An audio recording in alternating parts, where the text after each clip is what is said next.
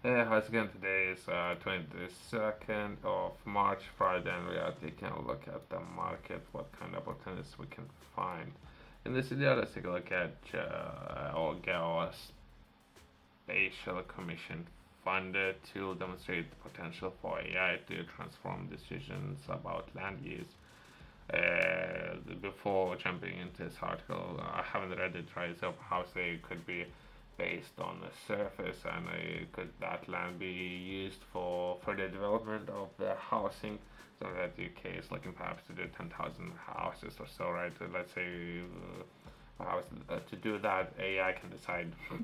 Okay, I don't know. Would that land can be used for growing of crops, different type of crops, which would be best crops to grow.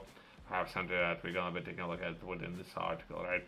And that will be a Geospatial Commission annual. There's institute there. I'm not supporting that institute, but perhaps for others, that's a great institute, right? I did a little bit of understanding why it's called like that and just a it, but I haven't done anything within this institute, right? Exploring new artificial intelligence can be applied to support decisions about UK's land. Let's try to understand.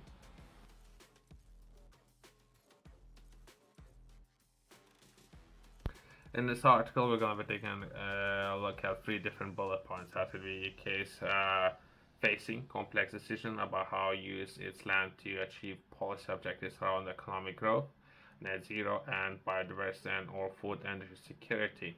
Okay. There's going to be a lot of requirements when it comes to the footprint of the land and further developments, right? How to best use of the land.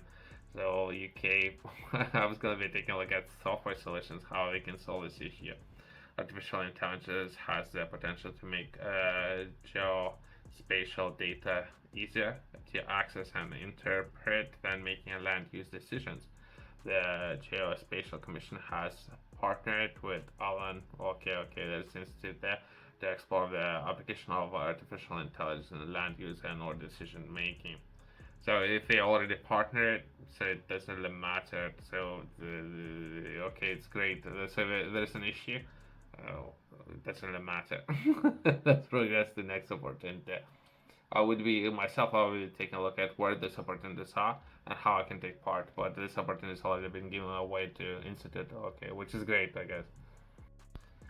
Let's take a look at this instead, right? Something that's happening. Perhaps it's massive, or if anything, let's try to understand it before jumping into conclusions. After the Vodafone and Three deal could leave consumers and all business worse off. That the government's official press release.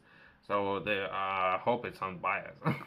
Oh wait, either way, I'm trying to understand the deal which seeks the combined 2 out of 4 UK mobile network operators could lead to higher prices for consumers and affect investment in UK mobile networks. Let's see how we can take part, right? So essentially, I was taking a look at previously, and this opportunity as of now is live, right? So that would be UK space agents, and they're offering 10 million pounds available for different projects to come in when it comes to communications, but they might have very particular goals that they're looking to achieve with this particular fund. But this fund is available right now. But either way, once that's been said, let's take a look at this article. Okay, let's take a look at this article. That would be key companies, right? So briefly, I was taking a look at both of them. One is based with Hong Kong-based Cayman Islands registered multinational, or the okay, and from there that would be Three and Vodafone. That would be British multinational, right? If that's important, right? But either way, there isn't that many companies. There's only 4 companies, right? Three major providers of mobile telecommunication services in the UK. So out of 4, last year, both business announced a new joint venture agreement which will bring their 27 million customers under a new single network provider, right? So by doing that, they could potentially reduce operational costs. How many offices they need, all these kind of things, right? Hopefully. But either way, the Competition and or Market Authority (CMA) launched its initial Phase 1 investigation in January after it was notified by what the Vodafone UK and or Three UK.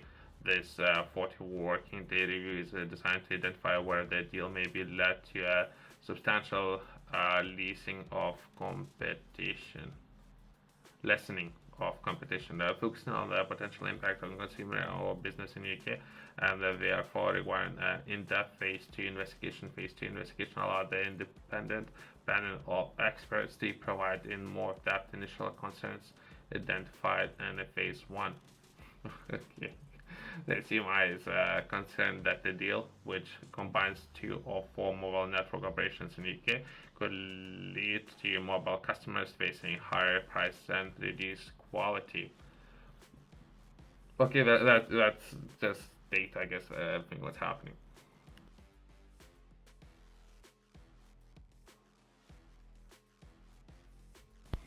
The CMI Phase 1 investigation found that Vodafone UK and or Three UK provides important alternatives to mobile customers. Both have made significant investments in their networks in the recent years, which include the rollout of 5G.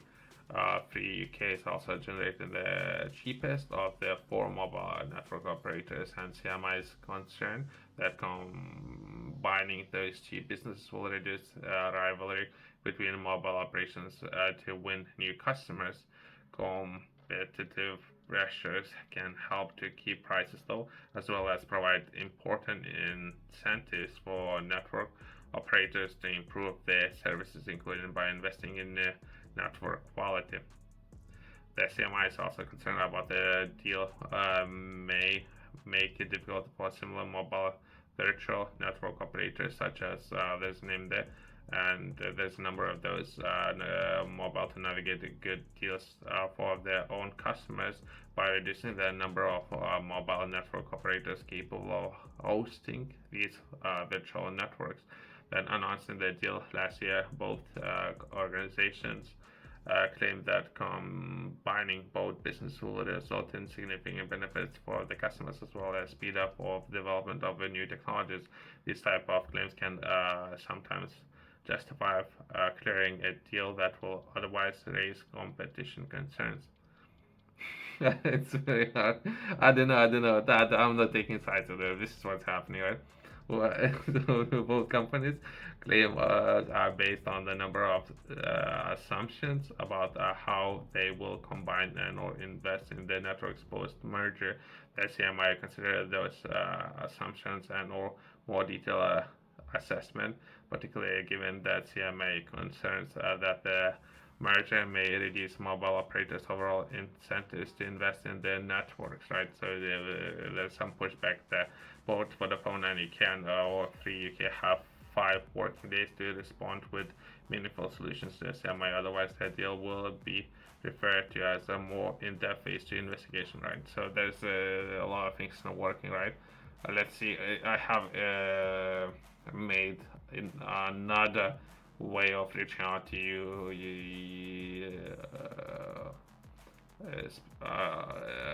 UK Space Agency for communications challenge. I think they might be looking to address similar issues when it comes to communications, right? Or perhaps they should bring more people into the market, right? While trying to control already existing players, I would highly recommend for helping making sure the markets out there bringing more people into the market. So that's how I would approach it. And I don't know if that's a quick feedback I guess that I have, right? Thanks for watching. See you next one.